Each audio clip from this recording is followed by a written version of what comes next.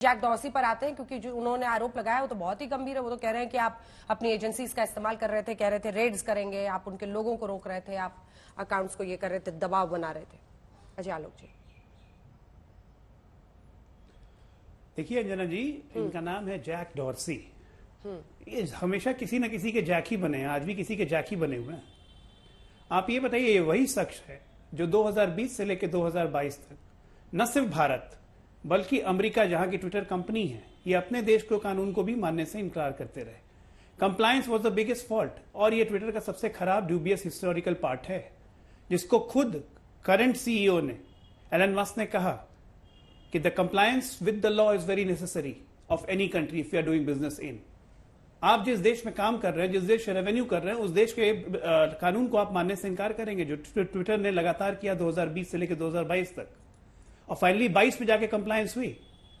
और दूसरी बात मैं कहता हूं, ट्विटर को छोड़िए ना भाई, देश का कौन सा चैनल, ऐसा एक चैनल कोई बता दे जिसने किसान आंदोलन को कवर नहीं किया हो। आइए, हमारे जो माननीय नरेश टिकैत साहब हैं, ये किस चैनल में दिन भर नहीं आते थे?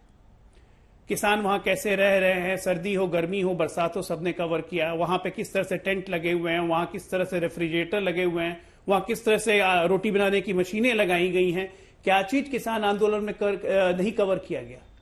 अभी में राकेश टिकैत जी कह रहे थे, इनको शर्म भी नहीं आती है कि कोरिया बना दिया, और साथ में बगल में आप कटआउट दिखा रही थी कि किस तरह से किसानों ने ट्रैक्टर लेके पूरा रोड ब्लॉक करके, और वो ट्रैक्टर जो जोर जोर से दौड़ाया था और लाल किले पे चढ़ के जिस तरह की नारेबाजी हुई थी, और जिस तरह का तिरंगे का अपमान हुआ था, और कौन सा झंडा लहराया गया था, ये आज तक आंखों के आगे से वो दृश्य नहीं जाता है। टिकैत साहब का वो रोना भी नहीं किसी को भूला है, जब रोने लगे थे कि मुझे बदनाम करने की कोशिश की गई है। तो ये तमाम तरह के किसान आंदोलन की वही बात है। लेकिन आज मैं एक बात जरूर कहूंगा कि मुर्गियों को दाना डाला जाता है ना, तो तुरंत मुर्गियां दौड़ के आती। आज ट्विटर ने के दाना क्या डाल दिया, ये अचानक सब एक सुर में ट्विटर के गाना गाने लगे कि हाँ, डेमोक्रेसी खत्म हो गई, डेमोक्रेसी खत्म हो गई, बिल्कुल मर्डर किया जा रहा है, आवाज दबाई जा रही है। कौन सी आवाज आपकी दब गई है भाई? रोज दिन आके इतना गाली देते हैं, इतना गाली देते हैं, गाली देते थकते नहीं है, फिर कहते हैं कि आवाज दब गई। ठीक है। और अपने देश के मीडिया पे भरोसा नहीं रहा कि हाँ आवाज दबाई गई है। अपने देश का मीडिया क्या आवाज दबा रहा था किसी की? विदेशी मीडिया, जैसी बीबीसी की डॉक्यूमेंट्री आती है, सब एक सुर में बोलने लगते हैं। जैसे ट्विटर का कुछ आया, एक सुर में उठ गए, प्रेस कॉन्फ्रेंस होने लगा, ट्वीट होने लगे, it's the murder of mother of democracy.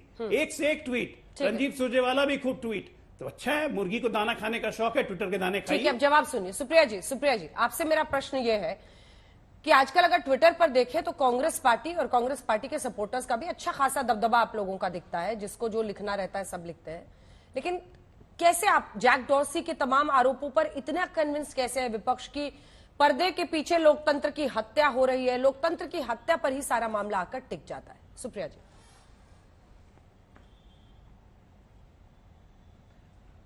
आपको नमस्कार। नमस्कार। मुझे ऐसा लगता है कि जो जैक डॉर्सी फाउंडर हैं और फॉर्मर सीईओ हैं ट्विटर के, पहले तो ये जान ले कि नवंबर 2021 से वो सीईओ नहीं है, मई 2022 से वो ट्विटर के बोर्ड पर ही नहीं है। उन्होंने टर्की, नाइजीरिया और भारत की बात करी और कहा कि केंद्र सरकार ने उन पर दबाव बनाया था किसान आंदोलन के दौरान कि या तो इन आंदोलन को दिखाना बंद कीजिए, कुछ अकाउंट्स को, या हम आपको इंडिया में बैन कर देंगे और आपके ऊपर रेड होगी। यह भी सच है कि 24 मई 2021 को लाहौर लश्कर के साथ दिल्ली पुलिस ट्विटर के ऑफिस गुड़गांव में पहुंच गई थी। दिक्कत जैक डॉर्सी का बयान, सरकार क्या कह रही है वो झूठे हैं, उनको झूठ बोलने का क्या कारण है? लेकिन सरकार के पास हजार कारण है सच छिपाने का। दिक्कत ये नहीं है, दिक्कत अंजना जी ये है कि एक भयावह सच उभर रहा है। क्या है वो सच? इस देश में जब किसान आंदोलन हो रहा था तो दंभ और अहंकार में चूर्ण ये सरकार आप लोगों के दिखाने के बावजूद भी समाधान खोजने के बजाय उनकी आवाज को दबाने का षड्यंत्र रच रही थी। जब किसान आंदोलन में 750 किसानों की शहादत हो रही थी तो उनको आंदोलन जीवी इस देश के प्रधानमंत्री ने बुलाया और उनको नक्सली, आतंकवादी, खालिस्तानी, पाकिस्तानी, क्या क्या भाजपा के नेताओं ने नहीं बुलाया।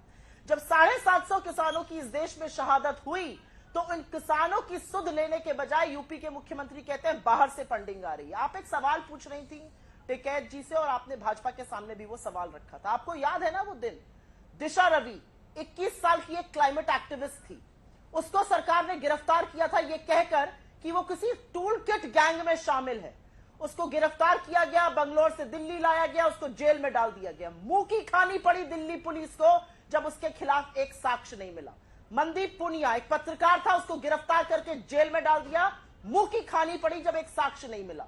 यह सिर्फ मैं आपको दो उदाहरण ये बताने के लिए दे रही हूं कि लगातार आवाजों का दमन करना, जो इनसे सवाल पूछ ले, ये सरकार का रवैया बन चुका है। News click, news wire, news laundry, Quint, wire, Dainik Bhaskar, Bharat समाचार, ऐसे तमामों लोग हैं जिन पर यह सरकार समय दर समय, जब किसान आंदोलन चल रहा था, रेडें चल रही थी। मेरा अपना मानना है कि जब इस देश में नुकीले तार लगवाकर खाई खुदवाई जा रही थी और किसान एक साल तक सरहद पे बैठकर जाड़ा गर्मी बरसात झेल रहे थे, उस दौरान सरकार ने उनके साथ क्या किया, डिबेट आज उस पर होना चाहिए। डिबेट यह भी है, जैक डॉर्सी की बात एक तरफ है, 1,48,000 ऐसे किसान हैं जिन पर आज भी उस आंदोलन के मुकदमे चल रहे हैं। क्यों चल रहे हैं?